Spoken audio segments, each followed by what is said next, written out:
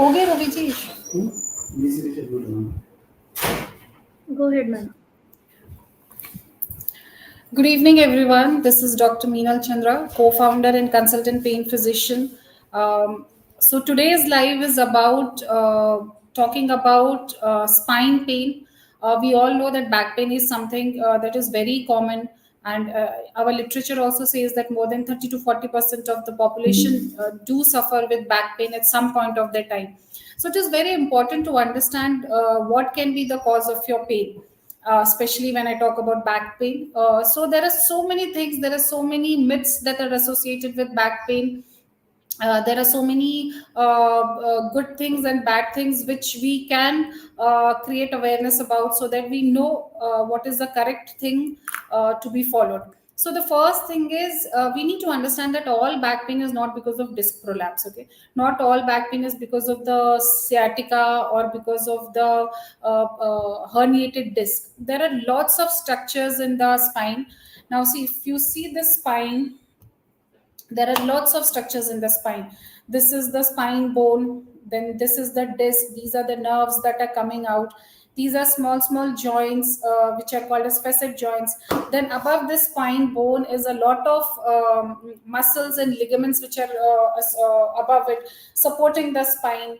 Sometimes because of non-spine reasons also you can get spine pain, like because of a renal stone or because of some problem in the uterus also you can get spine pain. So the first important thing is identifying your pain. Now lost, I have seen a lot of time, then usually females, they keep on suffering thinking that it's a muscle pain, or because they overexerted whole day, so they are getting pain in the muscle or spine. Then they try to do home remedies, like they put some hot water bag, or they do some physiotherapy like IFT or ultrasound. They keep on taking tablets, but still the pain is not subsiding. So the first very important thing which I would like to know you is, if your back pain does not subside in 3 months, then you definitely need to get it evaluated. And how you need to get evaluated is also very important, because first thing is history that the doctor should take. Like, when is your pain increasing more? While walking it is more, while sitting it is more, or bending forward is more painful, bending backward is more painful. So a thorough history, then a thorough examination. There are lots of tests which are meant to identify the structure involved in causing back pain. So once you have been properly examined by the physician, then according to certain diagnosis that we make, accordingly we will send you for tests like ultrasound test, or maybe just a x-ray, or maybe a CT scan or MRI. But by and large, if there is a back pain, MRI is the best test that we usually do. The sensitivity and specificity of MRI is better. So if your pain does not subside after 3 months, then you need to make sure that you visit a doctor, get yourself evaluated, get a MRI done, cross check that the examination finding and the MRI findings are correlated, and a diagnosis is made, so that the treatment can vary. Now, once your MRI has been done, and if the identification of the cause of pain has been done, then most important thing to understand here is, a lot of time doctors will tell you that there is a disc prolapse or there is some other problem in the spine and you need to go for bed rest. This is certainly not correct, because again, when you do bed rest for 2 or 3 days is okay, but more than 3 to 4 days complete bed rest is going to decrease the muscle mass. It is going to decrease the flexibility of your muscles. The stiffness is going to increase. So bed rest for more than 3 to 4 days is a big no, because it is going to damage you more without bed rest. So do not go for any kind of bed rest. Second thing is, then you will also, your doctors will tell you that you wear a belt or abdominal support or a belt, so that you do not the strain is not on your spine and abdomen. This is also wrong, because continuously wearing a belt is again going to make your muscles more stiffer. So you need to wear that abdominal support or belt only when you are exerting. For example, If you're cooking for some time, like if you're cooking for 30 to 40 minutes, then you wear the belt, and then again you need to take it off. So at a stretch, the maximum time that you can wear belt is 30 to 40 minutes, or maximum up to 60 minutes, that is an hour. After that, you definitely need to remove the belt, so that the muscles are not again becoming more and more stiffer. Third thing is when you go to most of the time we have seen that if you have started with back pain, we often tend to go to rehab specialists, into physio clinics, where they will ask you for traction. Now traction again is not a very good thing to go.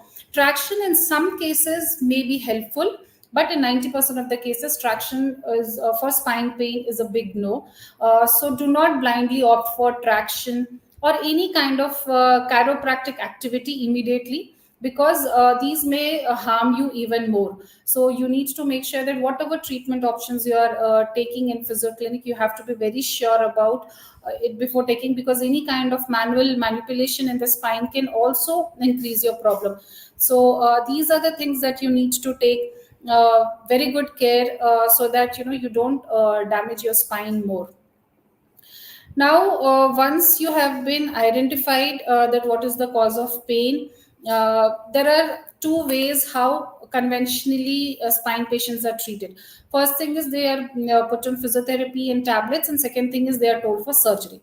Now, either of the thing is a very extreme end. Like I said, most of the time in physio clinics, they'll ask you for chiropractic activities, manipulation, traction. These are going to damage even more, and not all cases will require surgery. So, in 99.9% of the cases, spine pain will not require surgery. Only in 1 to 2%, the spine cases will require surgery. And I will tell you in what cases the surgery is definitely required. So, in between this, that is from physiotherapy to surgery, there are lots of other options which are going to give you very good result and very good relief. So the first thing is, if you have started with back pain, you don't need to keep this in your mind that if I don't go, either I need to go for surgery or either I need to suffer. No, you have lots of options, and surgery is not always mandatory. So what are the options now? So we have lots of MIBC procedure. Those are minimally invasive procedures which are done with the help of small injections.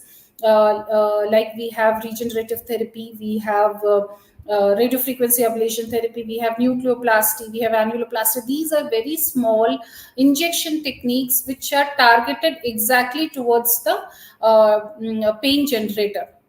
So like I said, there are lots of structure around the spine, and each structure in the spine can be a cause of your pain. So it could be because of a herniated disc, it could be because of facet joint, it could be because of ligament problem, it could be because of myofascial pain, it could be because of a small disc tear, which is called as a discogenic pain. And there are lots of non-spine causes of back pain. So first important thing is identification, and then getting treated in a permanent way by identifying the pain generator. And pain generator can be identified with clinical examinations, confirmed with MRI, and then targeted pain generate whatever is your pain generator can be targeted with these small injections in a permanent way. Now, what is the role of physiotherapy here?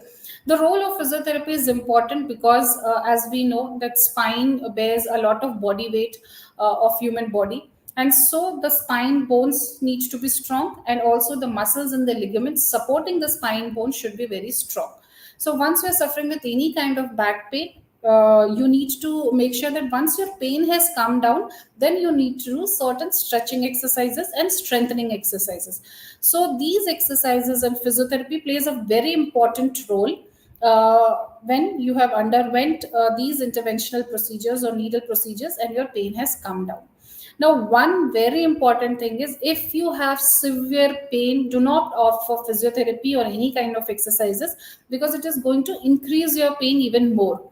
So you need to choose for exercises only after pain has come down. Maybe by using tablets, or maybe by undergoing certain kind of injection procedures. Once your pain has come down, then only you need to take these exercises, which you need to do religiously, continuously, to strengthen your spine bone. Then another very important thing is the bone quality. You need to make sure that the quality of the bone is very strong. And as we move from as we move from our 30 to 35 years, up to 35 years, the bone age and the bone mineral quantity, everything will peak. And after 35, the quality of these minerals and whatever calcium, magnesium, whatever makes your bone, will start decreasing. So the bone quality starts on decreasing after 30-35. So you have to also make sure that the quality of bone is very important, and for that you need to check your vitamin D levels, calcium levels. And if you're deficient in this, then you need to make sure that you bring certain changes, dietary changes, or if required, even supplements. So that is also very, very important. The best way and the only way to actually treat your spine pain is in a holistic approach. That is, identify the pain generator, get it treated, then go for rehab and maintaining a good bone health, lifestyle modification, and use of gadgets like your abdominal belt and all, only when required. So the most important thing is not exerting yourself. Now, one thing which I tell my patients very commonly, because most of my patients coming with back pain are females, and usually working at home, taking care of the household activities. Few very important things that we need to take care at the household levels are lifting heavy weights. Now, when I tell them that you don't lift heavy weight, they say, no, I don't lift heavy weight. My activities are very normal. I only do household chores. But you don't understand, in your daily activities also, there are lots of things that can put pressure on your spine. And the most common being lifting a heavy pressure cooker. So when you lift a heavy pressure cooker multiple times in the kitchen while you are preparing your meals, that is also going to put a lot of pressure. So if you are having spine pain, make sure that you use the use of pressure cooker, lifting these heavy vessels while cooking and all is less. And then again, you go to market and you buy your groceries and all those things, which may weigh up to 5 kg, 6 kgs, and you very comfortably just carry them home. But you're not aware that these even 5, 6 kgs are going to put a lot of pressure on your spine. So you have to avoid these as well. Then lifting a bucket of water at home, these all things may look very minute, but actually it is putting a lot of pressure in your spine. So if you are suffering with spine pain, make sure that these modifications you start doing at household levels only. So these are very important points to keep your spine healthy, not to put added pressure, because already once the disc is out, or already when your joints and ligaments are weak, already it's a pressure. Okay, so make sure that you don't give added pressure by any adding extra weightage that you start carrying on.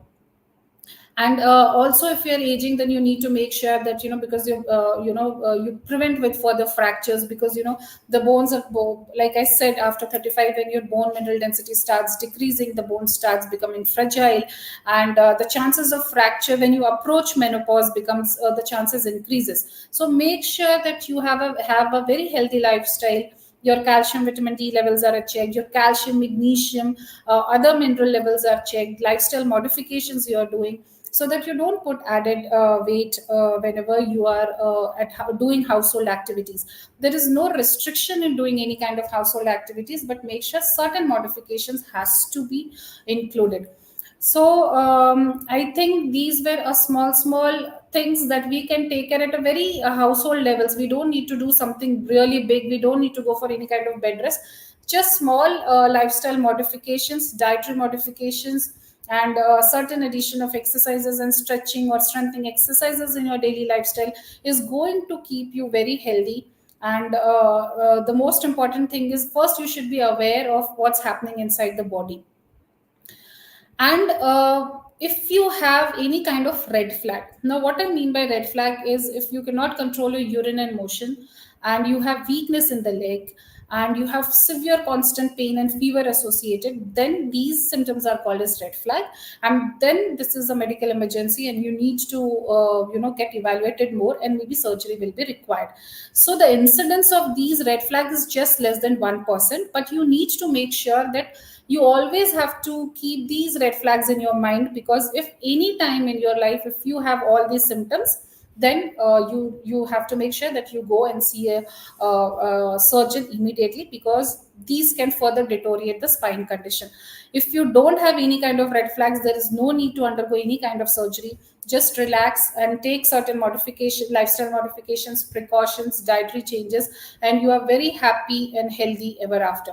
So this was about the spine pain. These are very simple things that we miss out on a daily basis. So if you are suffering with any kind of back pain, and you're still struggling to come out of it, do visit us. Our numbers are displayed, my address will be displayed. Do reach out to me so that I can help you more, because it's not always that you will need certain kind of treatment, but understanding your problem is also a very is the first step towards making a diagnosis. So once you understand that what's happening inside me, then only you can make changes in your lifestyle. So this was all about spine pain, and next week again I'll come up with some other conditions that that patients are suffering with. So if you have any kind of queries, if you want to share your reports, if you want to have a consultation, or you want to check what's happening with you, do book an appointment with us, and you can visit us. For your questions, any more questions, you can just pin us and we'll get back to you. Thank you so much.